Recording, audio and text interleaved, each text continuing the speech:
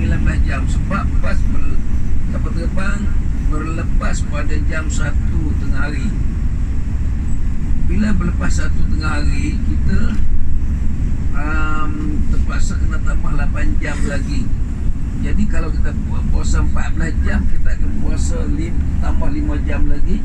Sebab beza kita dengan Arab Saudi 5 jam. Jadi bila kita tambah lagi 5 jam menjadi 19 jam, maka dia telah kempen kepada pengikutnya, kita jangan berpuasa, tapi kena puasa dulu di rumah. Jangan terus bertolak di rumah terus makan. Dia tak boleh. Tak boleh Dia kata kena puasa dulu. Bila dah mula bersapir baru boleh tak puasa. Ini ilmu Kita bila nak berpuasa pada awal lagi kita dah buka puasa di rumah dah, tak boleh. Sebab dalam Quran kata faman kana minkum maridun aw ala safarin, siapa yang sakit atau dalam musafir. Duduk di rumah belum musafir tak boleh kita tak puasa. Yang ni salah pengertian. Bila nak musafir terus tak puasa pada awal lagi, tak boleh.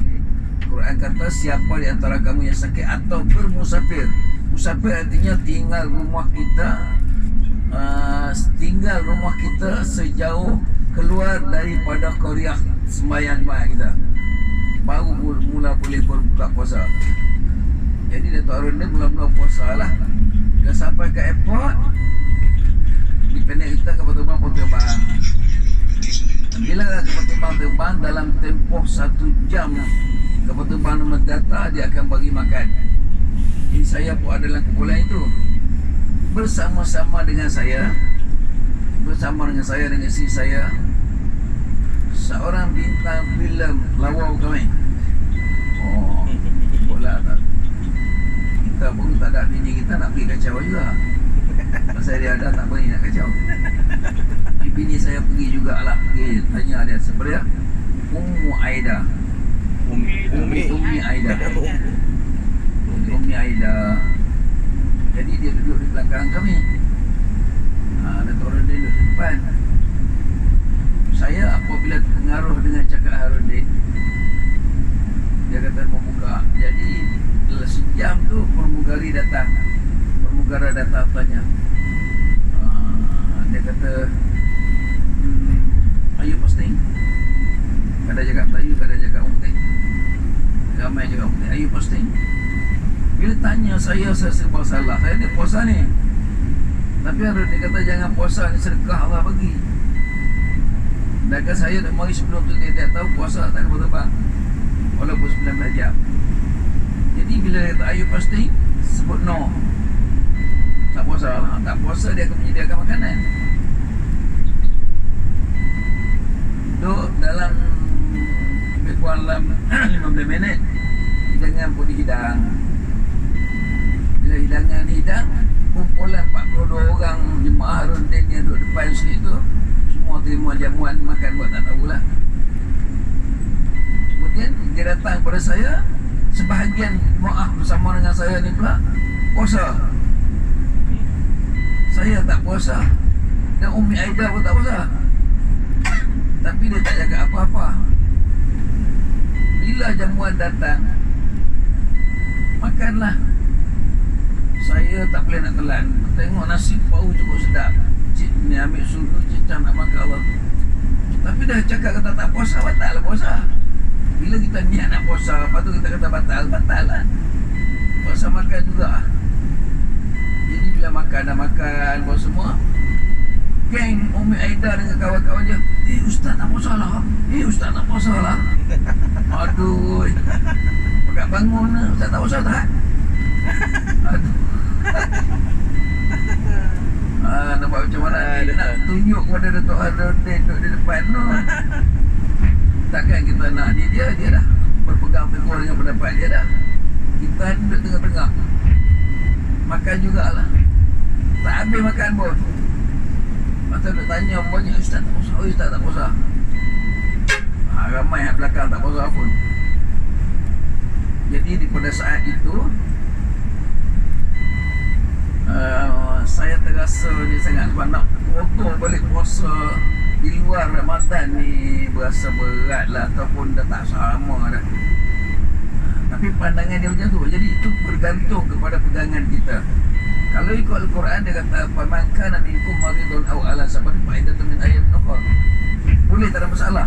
Tapi oleh sebab kebiasaan kita dah tak pernah amalkan musafir tu berpuasa, dia tak mau menjadi. Itu sedikit penerangan untuk diri kita sendirilah macam mana kita nak buat. Kita pilih-pilih. Jadi saya nak ambil wajah orang. Kemudian 2 tahun selepas itu takdir saja nak menjadilah. Allahyarham Tan Sri Harusani pun ada, Mufti Negeri Kelantan ada, Datuk Abdul Rahman ada. Atau ada lagi lah kawan-kawan kita para ahli ulama naik kapal terbang sama-sama. Jadi bila kapal terbang dah menegak dah, pramugari pun mari nak tanyalah siapa puasa siapa tak puasa. Saya awal-awal lagi terekam pergi jumpa Tan Sri Harusani. Tapi kita ada ke puasa ni, cakap kat dia, Tok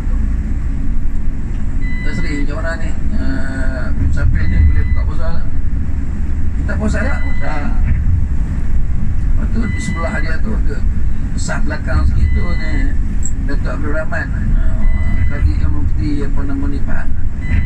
Puasa lah, dia kata sayang lah tinggal. Nampak tak percanggahan berlaku di antara para ulama. Harusnya ni puasa.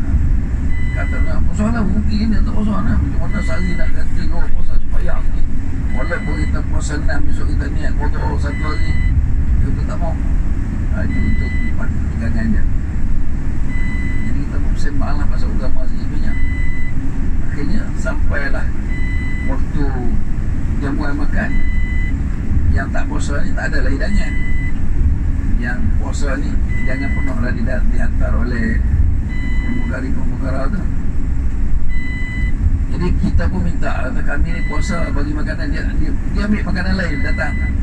Dia kata nanti dekat nak buka puasa nanti kami datang hantar makanan. Betul lah. Dekat nak puasa lagi 10 minit dia pun hantar makanan.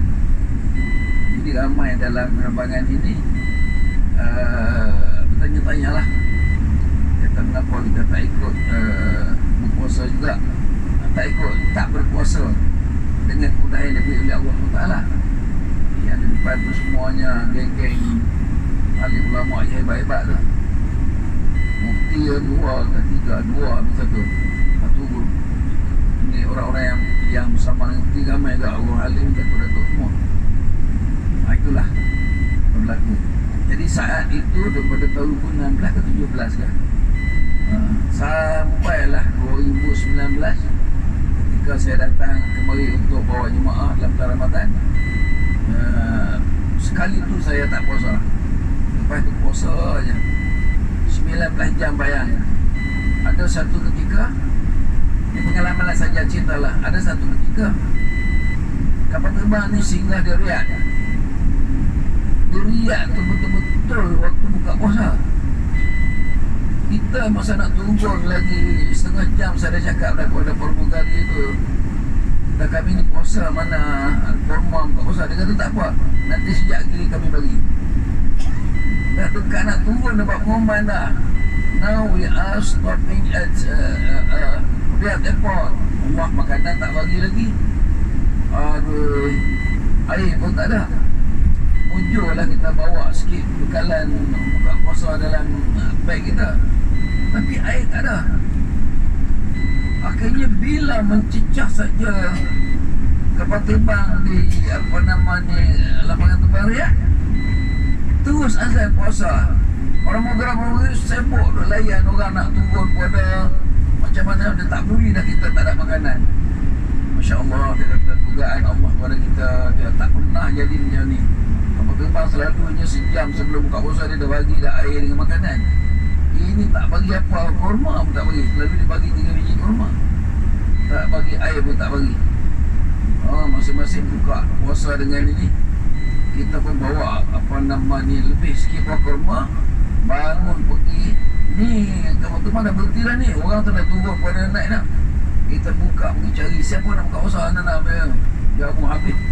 Bawa satu apa namanya, satu plastik, satu bekas plastik itu dekat-dekat setengah kilo kurma. Jamu semua kawan-kawan yang saat datang dengan kita, di mana mereka ini berpuasa. Puasa naik kapal terbang. Bila naik kapal terbang, oleh sebab sejam saja nak pergi ke Madinah, dia masih lagi tak bagi jamuan macam biasa. Saya baru pergi tanya pramugari tu, kami ni tak makan apa ni? Dah naik kapal terbang tadi, kami tak makan sebab puasa. Buka puasa bukan pun tak bagi, macam mana ni? Lepas saya nak jumpa dengan kapten, dia tak payah. Apa tak payah pula, kami tak makan. Power sibuk datang cari. Who apa pasti? Marah dia, apa pasti pun buka lepas dah baru nak bagi. Dia tak apalah, ambil lah apa yang dia nak bagi. Jangan marah, kita sedang puasa ni. Datang tu. Itu peristiwa-peristiwa yang berlaku ketika kita datang dalam Ramadan di sini. Banyak lagi cerita-cerita dia. Okey ya. Itu jangan dulu. Nak buat teka-teki lagi pun boleh, tapi hadiah tu ada ke tak ada tau. Dah habis dah kot. Tapi tak hadiah, tak pada sebab pakat beli kacang perkara tadi kan. Tak ada hadiah. Okey, kalau tak ada hadiah, kita mulakan teka-teki kita balik. Ya, teka-teki. Senang sangat teka-teki ni. Senang sangat. Sebut sekali pangkas ataupun curgas. Sebut 2 kali kaku, apa dia? Sebut sekali cukup tangkasnya. Semua orang tahu, sebut sekali orang tahu dah tangkas. Kalau sebut 2 kali kata yang sama, terus jadi kaku. Apa dia?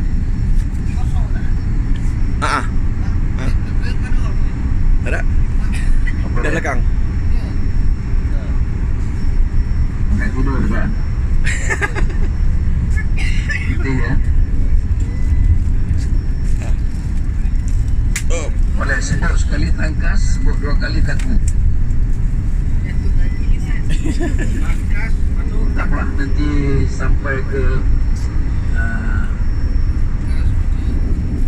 mana pasir sekarang? Boleh jawab? Cari jawapan. Yang ini lagi senang jawab. Ini lagi senang. Mengapa siput babi berjalan lambat? Mengapa siput babi berjalan lambat? Siput pak, dia siput.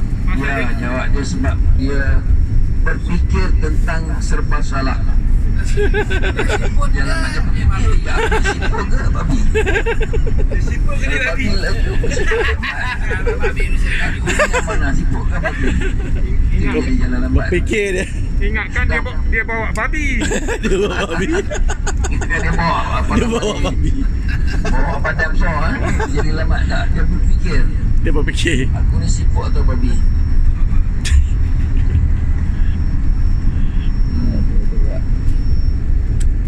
Masya Allah. Banyak sekali. 2 kali. 2 kali. Okey. Ini teka-teki Datuk Ismail Kamus ya. Teka-teki Datuk Ismail Kamus. Apa benda ini dia kata? Kita jalan, dia jalan. Kita berhenti, dia jalan juga. Tapi dia berhenti, kita jalan. Apa dia? Payah juga kan? Dia jalan, kita berjalan. Kita berhenti, dia jalan juga. Dia tak peduli. Tapi kalau dia berhenti, kita yang jalan. Apa dia? Boleh lah. Nafas pun boleh. Sebenarnya jantung. Jantung kan, sakit jantung. Kalau kita berhenti jantung, berjalan juga. Kalau kita jalan, dia jalan juga jantung. Tapi kalau dia berhenti, kita yang jalan. Memang kita jalan.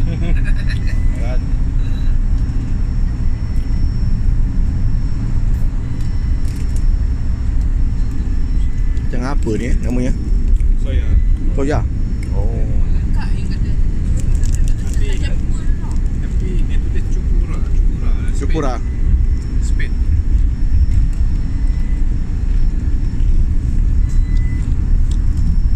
Soalan yang senang dulu, kita jawab belum?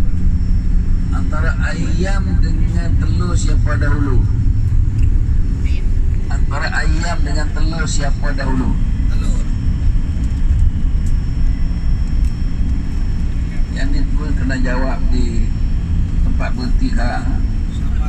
Duduk di atas tikar, relax je jawab.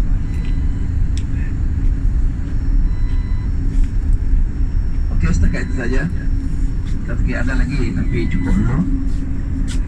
Okey, kita bercerita sikitlah perihal apa nama ni, tanah Arab ini ya.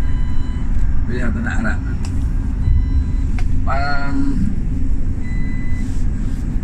Di zaman Said di zaman Allahumma salli ala Muhammad, Siti Hajar yang dibawa oleh Nabi Ismail kemari, Nabi Ismail ketika itu umur 7 bulan katanya lah dalam berita, dalam akhbar Makkah ya, 7 bulan, artinya masih lagi menyusukan ibu. Dan waktu dihantar Sayyidatina Hajar kemari, hanya berbekalkan dengan beberapa guni apa nama ni, kurma. Sebab di tanah Gersang ini yang paling tahan makanannya ialah kurma. Dan di Palestin masa itu kurma banyak, sebab Palestin ini ialah subur dengan kurma. Jadi daripada Palestin sampai ke Mekah, dibekalkanlah dengan beberapa guni kurma, letak di atas unta. Kemudian airnya macam mana? Airnya, orang dahulu dia tidak ada plastik, dia kertas berpayah nak buat timba ni. Dan mereka buat timba dengan kayu. Tapi dalam kes Siti Hajar ini, dia bukan pakai kayu, dia pakai kulit kambing. Orang zaman dulu dia sembelih kambing, kemudian sebelum kering kulit kambing ni ditangkupkan dahulu menjadi timba ya, menjadi tempat isi air. Kemudian dijemur beberapa lama hingga sampai bertangkup benda itu jadi timba. Kemudian bubuh tangkai lah. Situlah jika mereka nak pergi ke mana-mana mengembara, akan memasukkan air di dalam kulit kambing itu, disangkutkan di belakang unta. Jadi dibekalkanlah kepada Nabi Siti Hajar dengan buah kurma tadi, mengharapkan mereka hidup dengan kurma inilah, dengan air ini. Jadi setelah beberapa lama, makanan yang ditinggalkan oleh Nabi Ibrahim tadi ni habis. Hajar pun makin resah sebab duduk dengan anak dia, mana ada pakaian, mana ada kelambu. Makanan pun makin lama makin surut, makin habis. Apa dia buat? Maka dia pun merayu kepada Allah. Makanan dah habis, air pun dah habis. Anak dia menangis kawasan itu tak ada.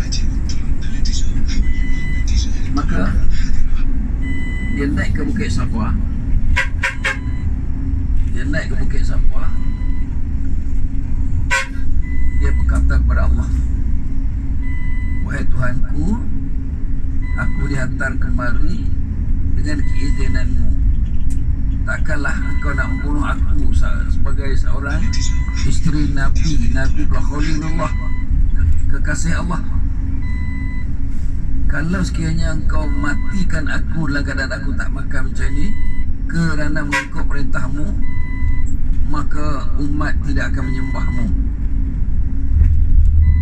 Maka tolonglah aku supaya aku terkeluar daripada keseksaan ini. Tak boleh buat apa dah, dengan ihsanmu juga. Jadi bila dia merayu macam tu, sambil dia dah berjalan di Bukit Safa Marwah tu berapa kali, 7 kali dah cari air tak jumpa. Jadi penamat sekali itulah yang dia sebut. Lalu turunlah malaikat Jibril. Sebab dia macam, kalau kita nak kata dia ni nak ubud Allah SWT pun ada unsur juga. Tapi takkanlah seorang hamba nak ugut Tuhannya, dia ni isteri kepada Nabi. Cuma dia melahirkan perasaan dia, wahai Tuhan, kalau engkau tak bagi bantuan kepada aku untuk makan, jika aku mati macam ni, orang tidak akan menyembahmu. Sebab yang mengizinkan engkau dihantar oleh suami aku ke sini adalah atas perintahmu juga. Aku dah tanya suami aku. Maka Allah pun untuk nak menjadikan Baitullah, nak menjadikan kemudahan, turunlah malaikat Jibril, menghentakkan kakinya di tempat anak dia menangis, dan terperciklah perigi Zamzam. Okey. Berpercik sampai hari ini tak kering. Tetapi malang sekali dalam pemerintahan yang ada sekarang, tak boleh nak bawa balik air Zamzam.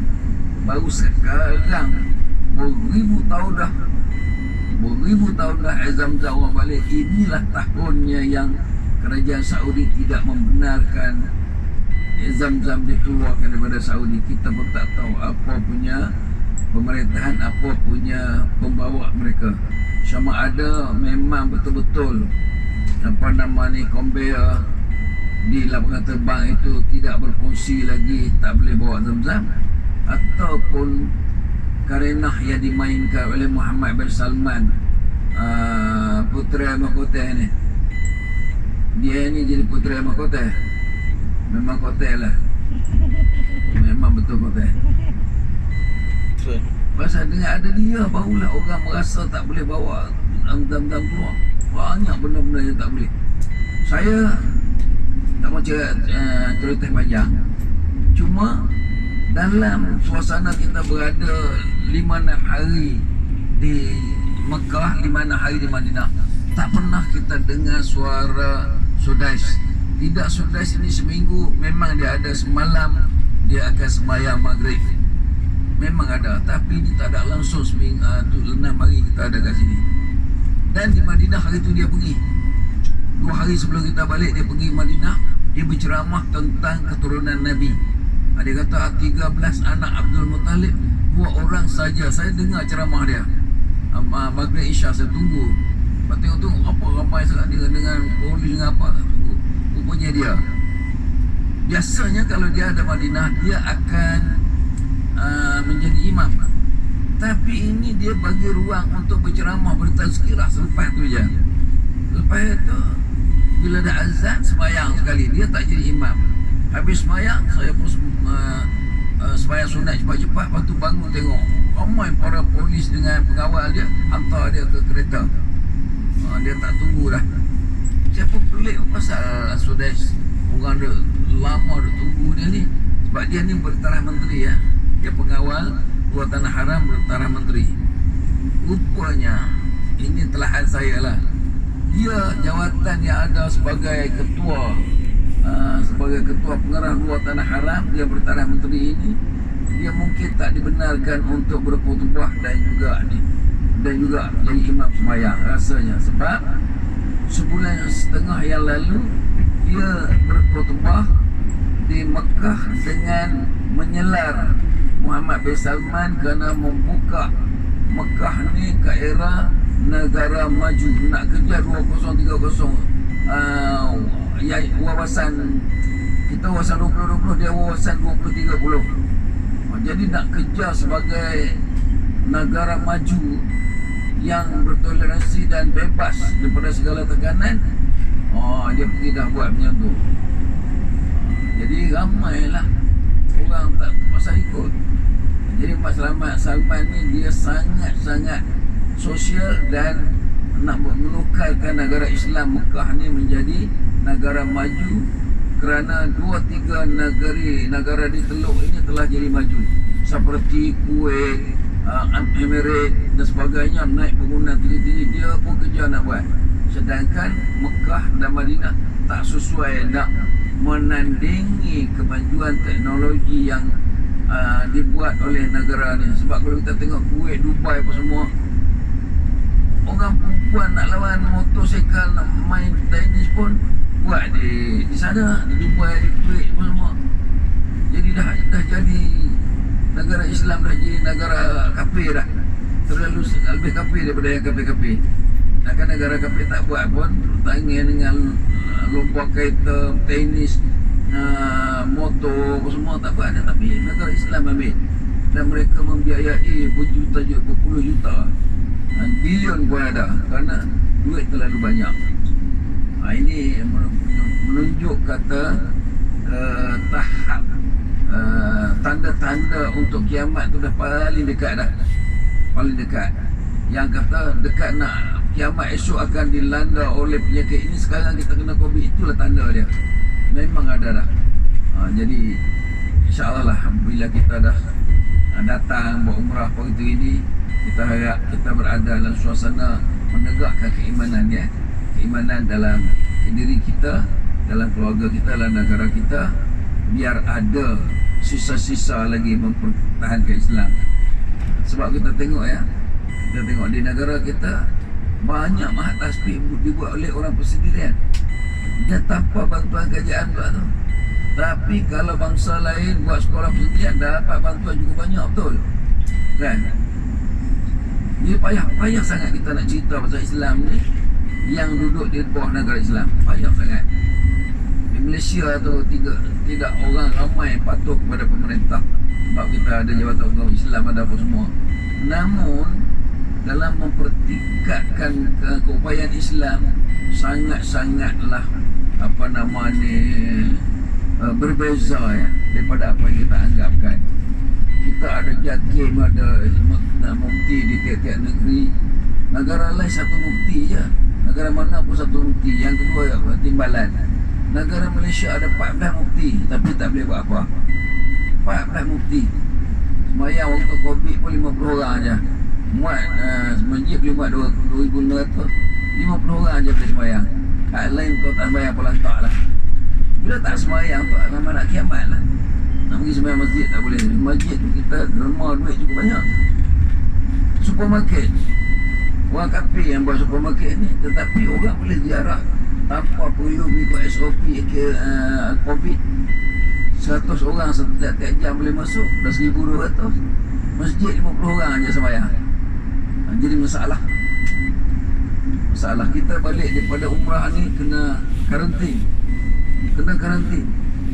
Orang di negara lain tak tahulah karantin macam mana, tapi kita yang balik pada umrah ni kena karantin. Kenapa? Kita dah kena swab dari sini, nak pergi pun swab, dah kena vaksin lagi.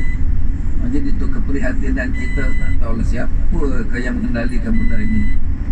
Kalau kita nak cakap pasal politik, kita ni kawan politik, tapi bila terjerat dengan kesempitan yang dibuat oleh pemerintah yang berasal daripada orang politik, ini kita akan meletakkan kesalahan kepada pemerintah berpolitik ini sampai tak jaga langsung Islam. Wallahualam. Efek panjang-panjang matahari dah nak jatuh dah. Okay, setakat itu saja dulu lah, insyaAllah. Terima kasih.